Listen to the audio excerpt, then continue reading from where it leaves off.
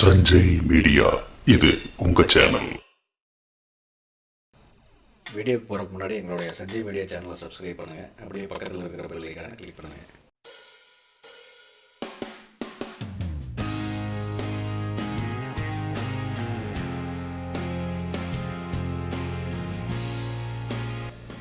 இன்றைக்கி நம்ம பார்க்க போகிற வீடியோ வால் பிளாஸ்டரிங், சுவர் மேற்பூச்சி எப்படி பண்ணுறது அப்படிங்கிறத பற்றி பார்க்க போகிறோம்.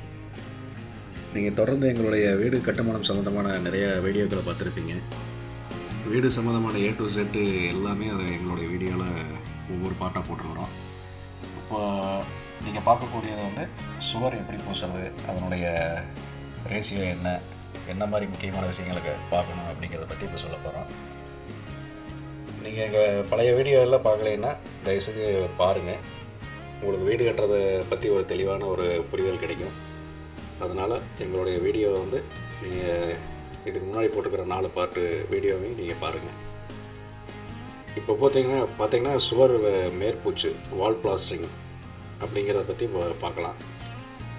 வால் பிளாஸ்டரிங் பண்ணுறதுக்கு முன்னாடி என்ன பண்ணணும் அப்படின்னு பார்த்தீங்கன்னா, சுவத்தை வந்து நல்லா வெட் பண்ணணும். தண்ணியில் வந்து நல்லா நனைச்சி அதை நல்லா ஊற வைக்கணும்.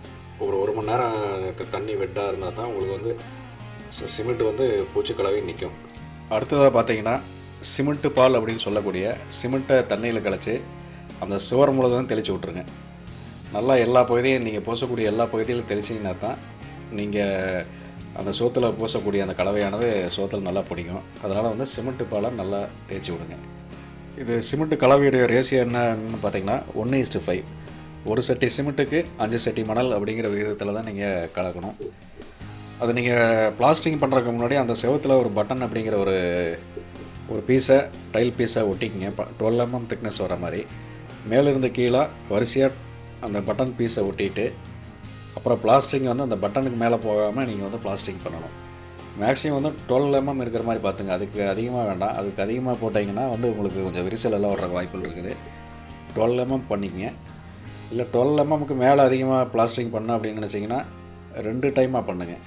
ஒரு டைம் பண்ணி அது கொஞ்சம் காஞ்சிட்டு ஒரு 2 days 3 days கழித்து மறுபடியும் இன்னொரு கோட்டிங் 1 inch வரைக்கும் பண்ணலாம். ஆனால் அது தேவையில்லை. 12 mm 1/2 inch அளவுக்கு நீங்கள் பிளாஸ்டிங் பண்ணாலே போதும். இப்போ பொதுவாக பார்த்தீங்கன்னா தமிழ்நாட்டில் ரஃப் ஃபினிஷிங் அண்ட் சாஃப்ட் ஃபினிஷிங்னு 2 விதமான ஃபினிஷிங் பண்ணிகிட்டு இருக்கிறாங்க.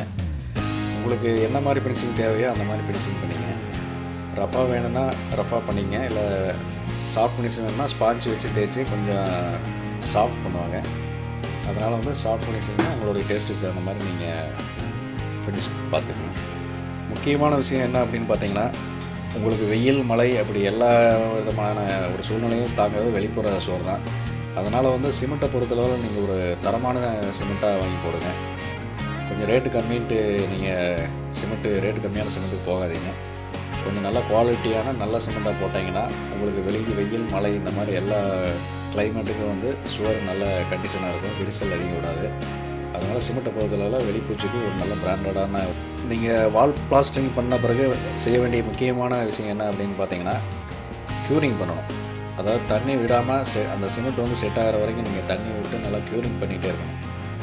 ஒரு 10 to 15 நாள் வரைக்கும் நல்லா விடாமல் தண்ணி விட்டிங்கன்னா தான் அந்த செவர் வந்து நல்லா செட் ஆகி நல்லா ஃபிக்ஸ் ஆகும்.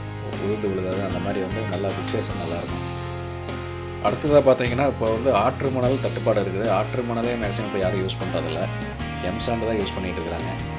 எம்சாண்டுலேயே பார்த்தீங்கன்னா இப்போ டூப்ளிகேட்டெல்லாம் நிறையா வர ஆரம்பிச்சிருச்சு. அதனால் வந்து நீங்கள் எம்சாண்டு வந்து இப்போ பூச்சிக்கு வந்து எம்சாண்டு யூஸ் பண்ண மாட்டாங்க, பீசாண்டு தான் யூஸ் பண்ணுவாங்க.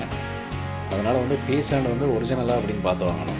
சில பீசாண்டெல்லாம் பார்த்தீங்கன்னா ரொம்ப சொரன்னு பிடிப்பே இல்லாமல் இருக்கும்.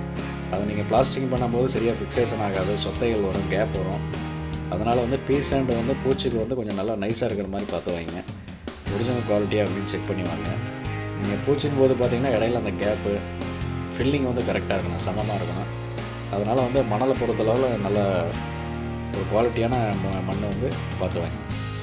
கட்டுமானத்திலேயே மிகவும் கஷ்டமான மிகவும் நேர்த்தியான வேலை எது அப்படின்னு பார்த்தீங்கன்னா அது பிளாஸ்டரிங் ஒர்க்கு தான். அது எல்லாருனாலையும் பண்ண முடியாது. அதுக்கு நிறைய எக்ஸ்பீரியன்ஸ் வேணும். அது பிளாஸ்டிங் பண்ணுறதில் ஒரு சிறந்த ஆட்களாக தேர்வு செஞ்சு நீங்கள் அமைச்சிக்கிட்டிங்கன்னா ஃபினிஷிங் நல்லாயிருக்கும்.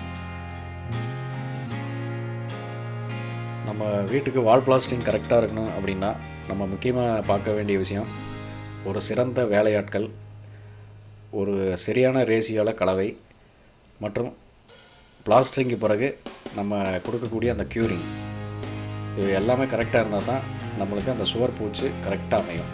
அதனால் இந்த விஷயத்தை வந்து நீங்கள் ரொம்ப முக்கியமாக பார்த்துக்குங்க. வீடு கட்டுமானத்தில் ஒரு பகுதியான பிளாஸ்டிங் பற்றி இந்த வீடியோவில் பார்த்தீங்க. மேலும் இந்த மாதிரி வீடு சம்மந்தமான நிறைய வீடியோ வரப்போகும் காலங்களில் நாங்கள் போட போகிறோம். அதனால் நீங்கள் எங்கள் சேனலை சப்ஸ்கிரைப் பண்ணுங்கள். அப்போ தான் நாங்கள் போடக்கூடிய எல்லா வீடியோக்களும் வந்து உங்களை ரீச் ஆகும். அதனால் எங்களுடைய சேனலை சப்ஸ்கிரைப் பண்ணுங்கள்.